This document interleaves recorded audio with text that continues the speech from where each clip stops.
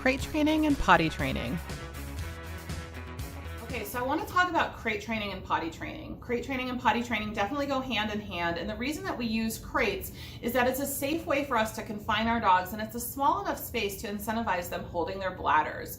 Dogs don't like to go to the bathroom and then sleep in it, and so our job is to size the crate appropriately so that the dog can turn around, lay down, and feel comfortable in there, but we don't want it so large that they can sneak off into a corner and go potty.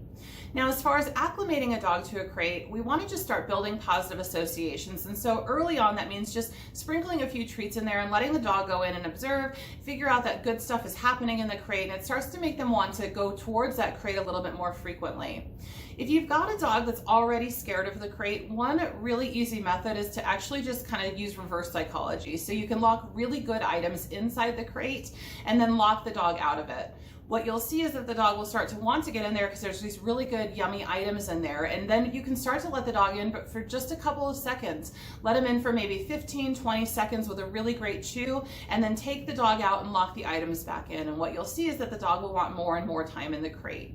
You can also incentivize the crate by feeding meals in the crate or giving Kongs in the crate and so on, but you want to build up the duration slowly. What happens is if you've only built up to maybe 15 minutes in the crate and then you have to go to work for an 8-hour shift, your dog really isn't ready for that, and you're actually going to poison the use of the crate overall, and that's a huge problem.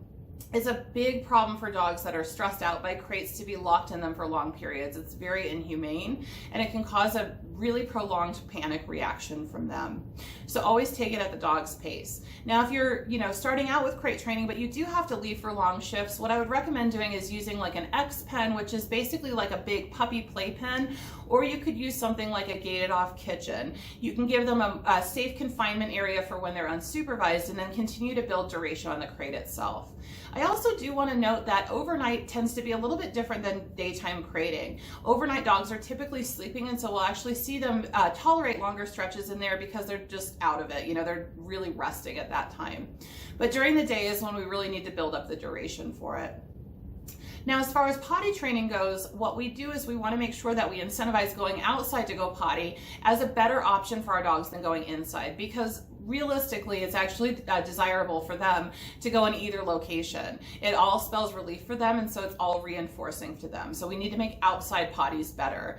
And that means going out with the dog and being present with them, and when they fully eliminate their bladder or their bowels, making sure that you pay them on the spot. It is not the same thing for rewarding a dog for coming back into the house. That's actually rewarding them for a recall. So you need to make sure that you're out there and give them treats on the spot. And if going potty outside results in a better outcome for the dog than going potty inside, you're going to have a dog that starts to prefer the outside location for eliminating their bowels. I do need to talk about something called reverse potty training. Reverse potty training is a situation where the dog goes potty inside and we just totally lose our minds about it. We start yelling at the dog or, shoving the dog's face in it or whatever.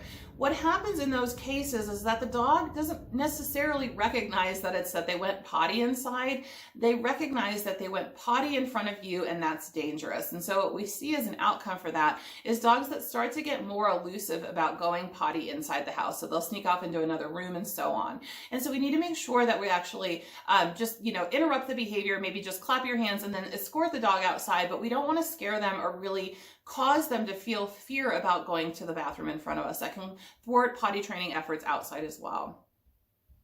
Now, puppies are quite prone to UTIs, and so what I want to note is that if you guys get into a situation where potty training has been going great and all of a sudden you're having like 10 pee accidents in the house a day, it's definitely time to get them to the vet. What that means is that they've got something medical going on, and it's going to thwart your potty training program every single time. So if you've been, smooth sailing and all of a sudden there's just a bunch of pee accidents, definitely take them to the vet. For more detailed information and instructions, check out your crate training and potty training handouts.